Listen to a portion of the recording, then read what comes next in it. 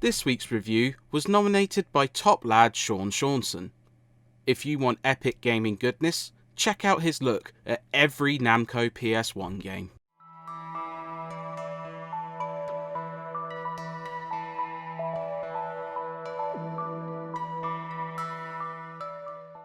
By 2013, Sony had cultivated a strong roster of exclusives for the PlayStation 3, which birthed new franchises as well as hidden gems, and their focus on first-party content helped the console recover from a stuttering start. The stacked lineup, perhaps, also explains why Puppeteer, from the venerable Japan studio, was overlooked by many. A conceptually unique platformer bursting with charm, humour and enjoyment, it proved that 2D platformers still had plenty of ideas and life left in them, and it stands up there with the best of its class, alongside the likes of Klonoa.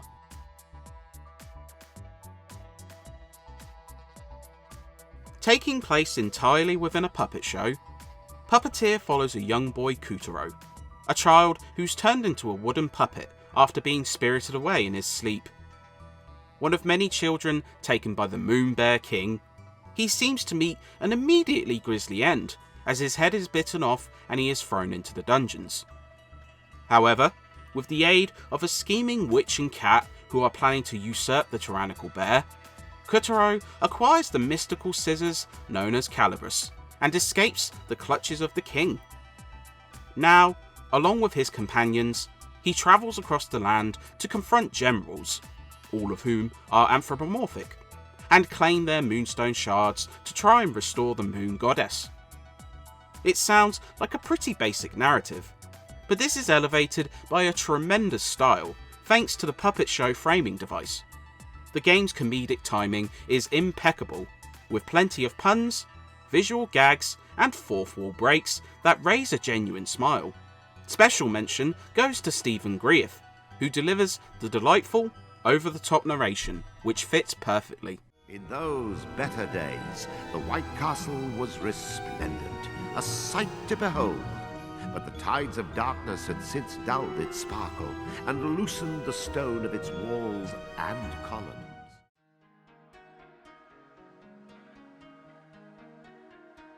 This dedication to presentation also carries over to the visuals and sound, both of which excel. There are so many little touches which bring this show to life, from the swapping of sets serving as area transitions, the use of audience cheers or gasps to highlight key moments, and suitably epic music adds to the bravado, notably an intense chase up a ship's mast as you dodge cannon fire. Colourful levels vary wildly, as you travel from pirate ships to the Old West and sandy deserts. Ironically, animations avoid looking wooden and punctuate moments of slapstick very well, such as Kutaro being physically abused by most he encounters. The voice work across the board is great, treading on the right side of lively without growing grating, even as you progress further into the game. The banter between sidekick Picarina and the narrator is particularly hilarious, such as one instance where he tries to write her out the story to no avail. It's just an absolute delight on the eyes and ears. He's not alone. I'm right here. Of course you are. It was just a figure of speech. More like a figure of doing it on purpose. Jerk.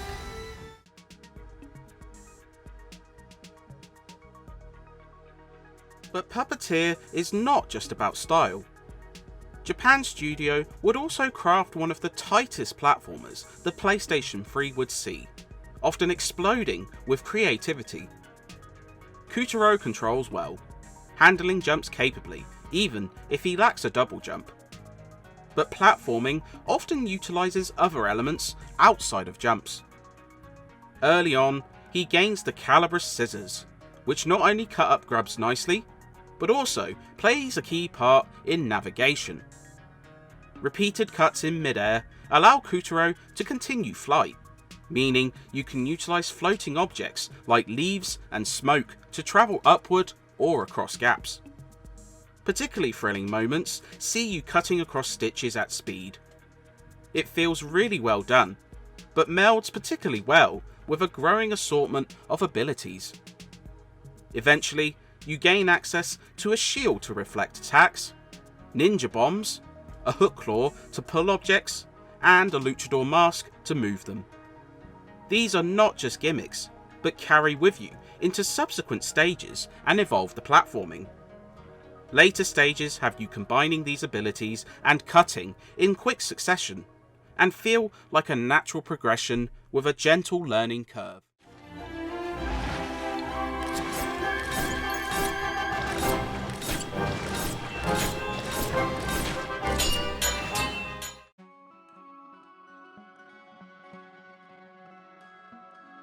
Puppeteer buoys these mechanics with inventive level design. Hidden paths can offer a shortcut, reward big 100 sparkles which gift a life, and more goodies to uncover. Repeat visits prove worthwhile, as upgrades earned later can be used in prior stages to uncover more hidden secrets. The highlights prove the boss battles, remarkably large-scale affairs which feel like suitably epic conclusions to certain stages. A cross-desert fight involving General Snake sees you cutting through his shell to reach his head, a journey down his stomach, and dealing with grubs while riding on his back.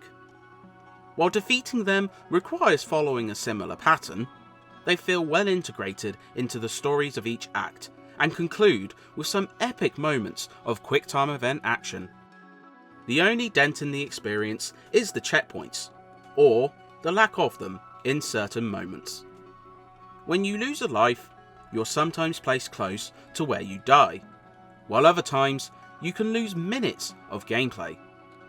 It feels a bit inconsistent, but not enough to harm the experience nonetheless.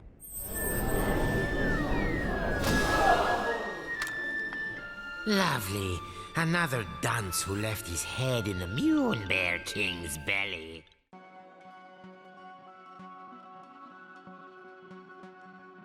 Being decapitated early on, Kutaro quickly finds a replacement head, and this is another key part of Puppeteer.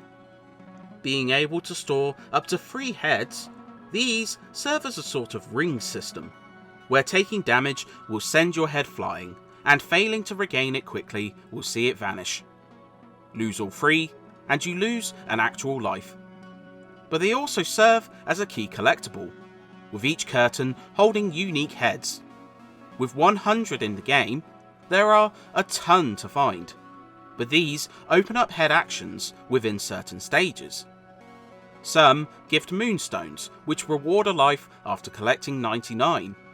Others reveal a roulette wheel, which can reward heads, moonstones, or damage you. But a select few also reward bonus levels, which offer substantial moonstone gain if you can avoid falling. Not only are the heads aesthetically adorable, but they prove a great incentive to revisit levels after an initial playthrough.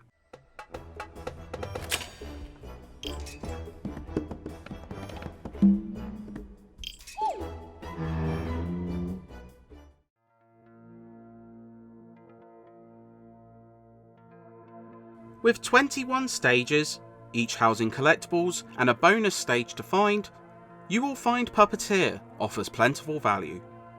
An initial run will likely take around 10 hours, but seeking out its well-hidden secrets will add more time. Trophy hunters will find particular fun here, with tons of stage-specific actions required to earn certain trophies. There are also some other functions, though these are a little underwhelming. Normally, players will control a second character, either Picarina or the cat, by using the right analog stick, but you can do this in other ways. PlayStation Move owners can control the secondary character using this controller, but it feels a bit lightweight and not worth the extra effort. Similarly, 2-player has the second player moving the second character. You can help by picking up foes, or hinder by removing Kutaro's head, but it feels a bit like watching someone else play the game.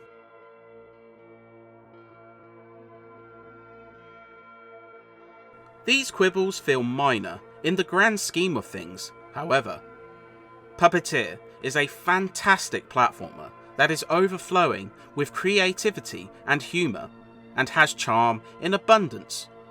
Truly, one of the more unique games any generation would see, the puppet show framing melds with excellent gameplay to form a superb whole.